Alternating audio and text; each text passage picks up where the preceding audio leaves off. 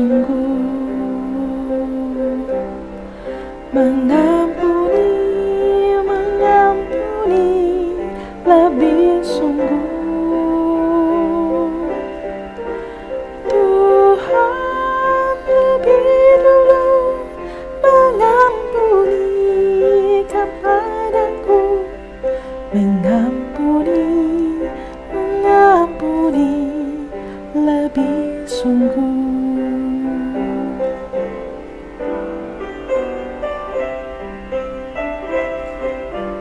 Mengampuni, kata yang tidak mudah untuk dijalani,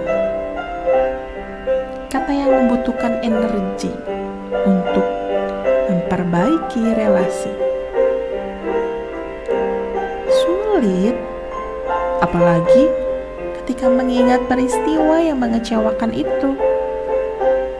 Mengampuni jadi pilihan yang rasanya enggan untuk dipilih. Mengampuni ibarat perjalanan panjang yang berliku, berbelok-belok tanpa ujung, berkecamuk dalam diri. Diselesaikan atau dibawa sepanjang hidup. Tak diselesaikan, kita pusing sendiri. Mau dibawa sepanjang hidup, bisa gelisah sendiri. Berat dilalui.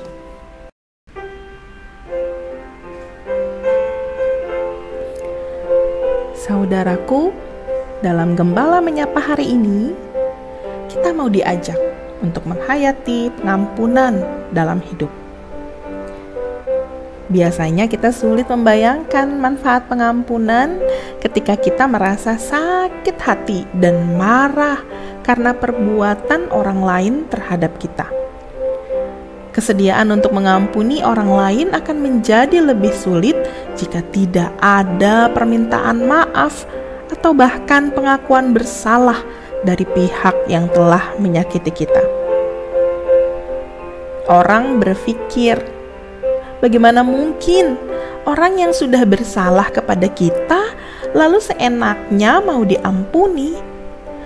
Padahal sebenarnya mengampuni adalah hadiah untuk diri kita sendiri. Pada saat kita memilih untuk mengampuni, kita menuai manfaat yang tidak terbatas dari pengampunan itu sendiri. Seperti lagu yang dinyanyikan tadi, mengapa mengampuni perlu kita lakukan? Ya, karena Tuhan sudah lebih dahulu mengampuni dosa kita. Selayaknya lah kita mengampuni diri sendiri dan juga orang lain. Saudaraku, mari kita perhatikan dalam Injil Matius 18 ayat 21 dan 22. Ada percakapan Yesus dengan Petrus, muridnya.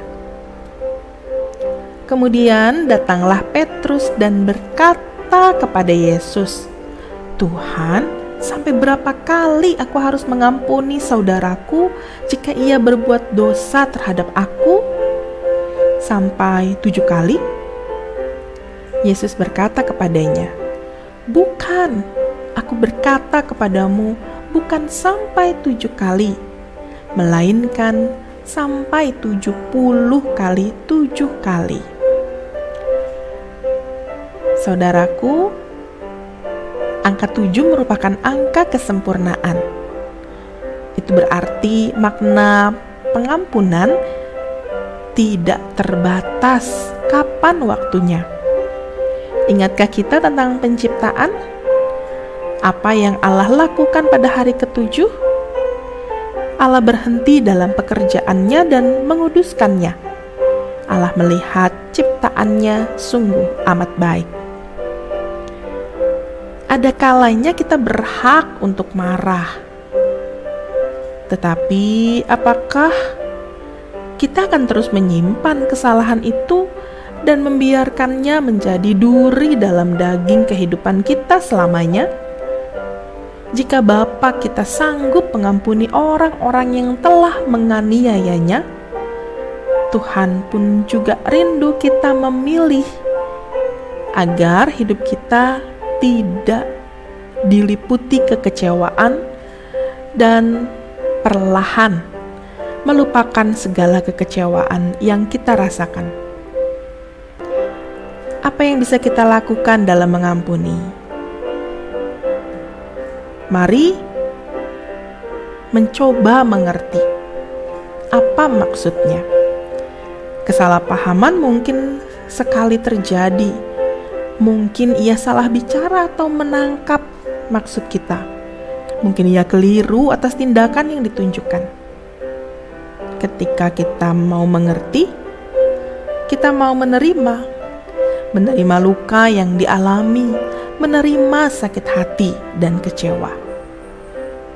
Setelah menerima, kita juga mau mengampuni. Ingatlah, pengampunan itu juga akan memulihkan diri kita sendiri. Kadang kita kerap kali melakukan kesalahan pada orang lain. Oleh karena itu, berilah kesempatan bagi mereka juga untuk bertobat dan memperbaiki kesalahan. Lalu, mari mulailah mengasihi kembali, walau sudah sakit hati.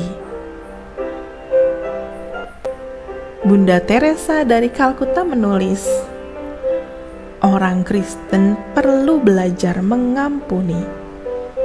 Bagaimana kita belajar mengampuni?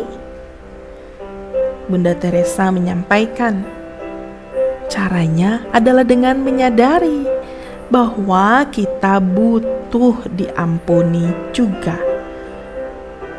Diampuni kesalahan yang kita lakukan. Diampuni dosa-dosa kita. Diampuni oleh Allah. Diampuni juga oleh sesama. Mari mengampuni.